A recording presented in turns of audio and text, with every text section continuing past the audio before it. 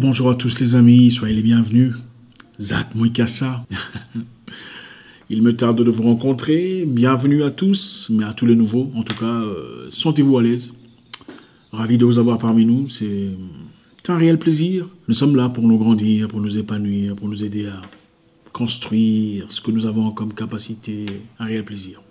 Aujourd'hui, on va parler encore une fois d'un sujet très intéressant. J'espère qu'à la fin, chacun pourra y trouver une part. Vous savez, je ne sais pas dans quel état d'esprit vous êtes aujourd'hui, mais je sais que ce message pourrait vous apporter un plus quelque part. C'est un message qu'on a déjà diffusé dans le passé. Certains parmi vous l'ont déjà suivi peut-être. C'est un vieux message, je pense qu'il est important, puisque nous avons une nouvelle communauté très fréquemment, de répéter certains messages afin de nous mettre à jour. N'est-ce pas une bonne idée? Et ben voilà. Aujourd'hui, on va parler d'un sujet intéressant, comme je disais. Je me souviens à très longtemps, une dame que je connais traversait soudain un moment très difficile de sa vie. Elle avait perdu brusquement ses parents dans un accident de voiture, je crois, ou pas, je ne sais plus. Sa vie avait complètement changé, complètement basculé. Vous savez comment c'est quand vous avez vécu dans une famille stable. Vous avez tout eu dans votre vie, jamais eu de problèmes, jamais de difficultés, jamais de soucis. Et soudain, vous êtes à l'université, vous perdez vos parents. Donc, vous n'avez plus moyen de subvenir à vos besoins élémentaires de femmes, de jeunes femmes. Vous n'avez plus les ressources, vous n'avez pas d'argent pour payer vos frais scolaires, vos frais d'études, les syllabus. Il lui restait très peu d'argent, juste assez pour acheter 2 ou 3 syllabus. C'était un moment très difficile. Je sais que parmi vous, les personnes qui ont déjà perdu quelqu'un de cher, en tout cas un parent ou les parents, comprennent un peu de quoi il s'agit. Très dur, très difficile. Dans ce monde bizarre où on cherche toujours à abuser des personnes qui sont dans de telles positions. Cette fille aurait pu faire beaucoup de choses. Elle était très jolie, très charmante, très élégante. Vous savez, certaines personnes sont bénies de cette façon. Elle aurait pu faire ce que vous savez pour se faire de l'argent, pour essayer de se faciliter la vie. Mais elle entreprit, par contre, de vendre des petits pains avec de la charcuterie dans les couloirs de son université, qu'elle avait complètement transformé en réfectoire. Au lieu de partir faire la jolie femme, la courtisane, la fille de joie pour se faire de l'argent, elle entreprit de vendre des pains, des petits pains avec de la charcuterie pour payer ses études. Elle aurait pu se dire que ce serait honteux pour une jolie fille comme elle, aller vendre des pains. Attends, vous savez ce que c'est? Elle aurait pu se dire, non, avec mon niveau, avec tout ce que j'ai comme réputation, pourquoi devrais-je me rabaisser à ce point-là? Mais elle a entrepris. Elle aurait pu dire, bon, pourquoi ne pas trouver un vieux boss? Puisqu'il y en avait, évidemment, une personne qui prendrait soin de mes charges et assurerait mes arrières sans difficulté. Mais elle a entrepris de vendre de pain avec la charcuterie. La dernière fois que je l'ai vue, elle était propriétaire de firme d'un bureau légal qui soutenait des grandes entreprises dans son pays de naissance. Très inspirant. Il ne s'agit donc pas de ce qui nous arrive dans la vie. Le problème, c'est pas comment nous sommes fouettés par la vie. La réalité devient ce que nous en faisons. Je vous parlerai d'une autre personne, très inspirante au nom de Derek Hamilton. Je pense que ces messages pourraient déclencher quelque chose d'important en vous. Pourraient peut-être servir de tremplin ou d'ascenseur pour 1 ou 2 personnes, ça suffirait. Derek Hamilton était un jeune Américain, un Afro-Américain, qui, après avoir été condamné en 92 d'un meurtre qu'il n'avait pas commis, a fait 27 ans de prison. Il y a en tout cas des preuves tirées de toutes pièces, formées de toutes pièces, taillées de toutes pièces pour l'inculper. 27 ans de prison. Au lieu de faire comme tout le monde, Derek Hamilton commença à lire des livres sur la loi américaine. Vous savez, aux États-Unis, quand vous êtes arrêté, l'État vous donne un avocat gratuit pendant un temps pour vous aider à battre l'accusation. Mais évidemment, quand c'est gratuit, il n'y a pas d'effort. C'était un noir accusé de tuer vous voyez un peu de quoi je parle. Et aux États-Unis, comme vous le savez, la loi n'est pas égale à la justice. La loi, c'est autre chose. Le droit, c'est autre chose. La justice, c'est autre chose. Donc, les avocats sont prêts à vous envoyer en prison pour garder leur réputation. Ils sont prêts à vous laisser croupir dans le noir, dans l'obscurité totale de la vie, du moment qu'ils préservent leur réputation et gagnent de l'argent. C'est une histoire d'argent.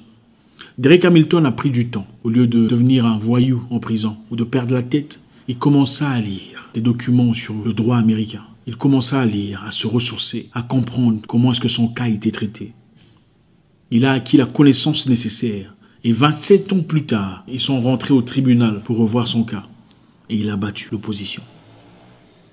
Et c'est grâce à lui que l'État est rentré revoir tous les cas qui étaient gérés par le procureur précédent, le procureur qui l'a envoyé en prison.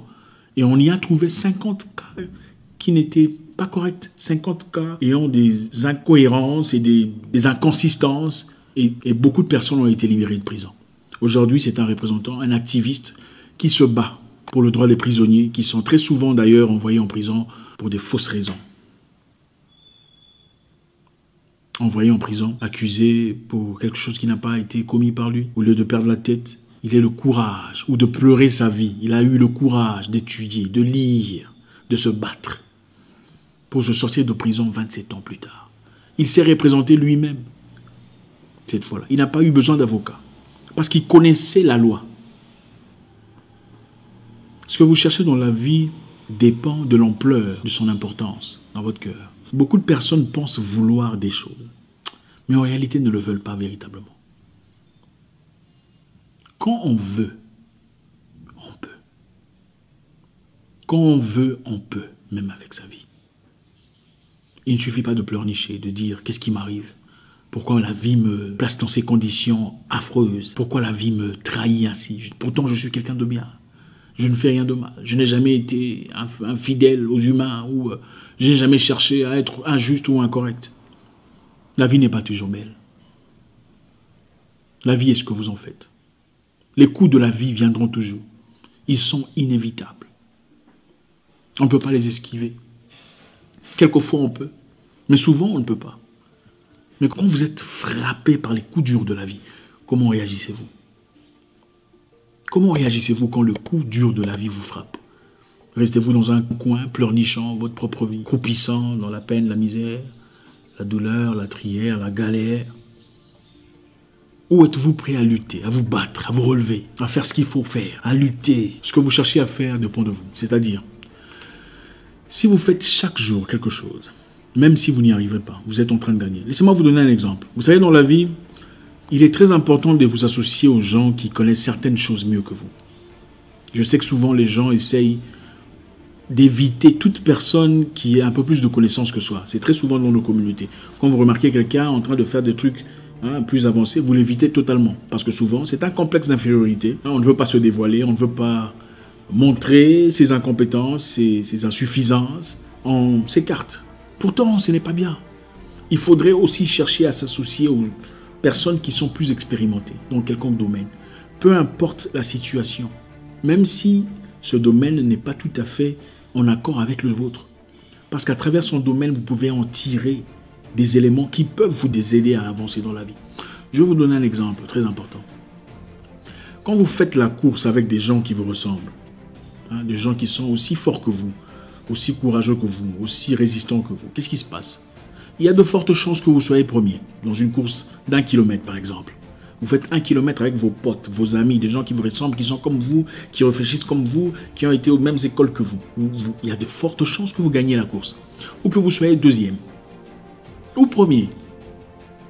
Maintenant, si vous faites la même course avec des gens plus forts, plus athlétiques, plus expérimentés que vous, qu'est-ce qui se passera? Vous perdrez la course, n'est-ce pas? Vous perdrez la course. Mais vous améliorerez votre temps. Vous perdrez la course, mais vous améliorerez votre temps. Le temps que vous avez fait pour parcourir ce même trajet précédemment avec vos potes ne sera pas le même temps que vous ferez avec les gens plus forts que vous. Vous ferez beaucoup mieux avec les gens plus forts que vous n'avez fait avec des gens qui vous ressemblent. Ça sera la même course, la même distance, mais le temps sera amélioré. Cherchez des gens qui connaissent mieux que vous, pas des gens qui parlent nécessairement votre langage. Des gens qui vous comprennent, des gens qui vous respectent, mais qui connaissent mieux que vous, même si vous regardez dans des directions totalement différentes.